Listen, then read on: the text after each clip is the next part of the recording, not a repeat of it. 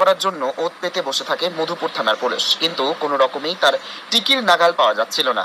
শেষ পর্যন্ত মঙ্গলবার সকালবেলা মধুপুর থানার অফিসার তপন দেবনাথের কাছে একটি গোপন খবর আসে। আগরতলা থেকে কমলাসাগর যাওয়ার একটি লাইন গাড়ির মধ্যে প্রচুর পরিমাণে মদ মজুত রয়েছে। আর সেই মদগুলি রয়েছে কুখ্যাত নেশা কারবারি কিংবা মদ্য ব্যাপারী প্রিয় রঞ্জন দাস ওরফে রিপনের।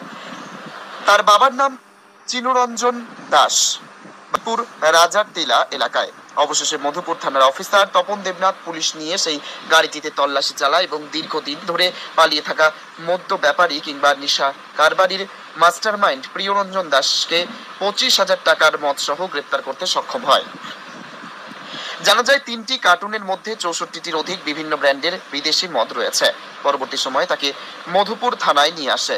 এদিকে এলাকার জনগণের অভিযোগ, তার যন্ত্রণায় দেবীপুর রাজারটিলা সহ মিয়াপাড়া এলাকার জনগণ অতিষ্ঠ হয়ে আছে। বর্তমান সময়কালে বাংলাদেশ সীমান্ত এলাকার পরিস্থিতি খারাপ থাকলেও সেই মদ ব্যাপারী প্রিয়রঞ্জন দাস সর্বদাই অবৈধ পাচার বাণিজ্য চালিয়ে যাচ্ছে। ওই দিন মধুপুর থানার এই সাফল্যে এলাকার জনগণ দারুণ খুশি। আজকে সকালে একটা গোপন খবরের ভিত্তিতে মধুপুর বাজারে দাঁড়াইছিলাম, একটা গাড়ি দিয়ে কিছু ফরেন লিকার মদাইতে ছিল। তখন গাড়িটা আমি এবং স্টাফ আটক করিয়া গাড়ির ভিতর থেকে সার্চ করিয়া 64 নোজ various type of foreign liquor বোতল, প্রত্যেকটি 350 ml করে 64 নোজ। তারপর আমরা গাড়ির ড্রাইভার গাড়ি নিয়ে থানায় তাকে করে নিয়ে আসি।